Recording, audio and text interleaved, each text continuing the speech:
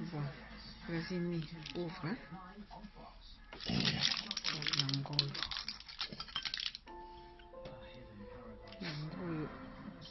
Yango, soi-disant comprimé.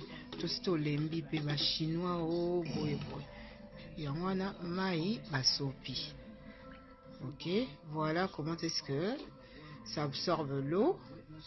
Et finalement, c'est tout simplement ce qu'on appelle en anglais tissue.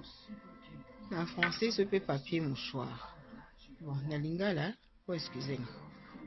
Mais yango yo mi azali kofungola yango. Yango ekomi yango wana. Yango wana. Totika pe kosela ba chinois makambo.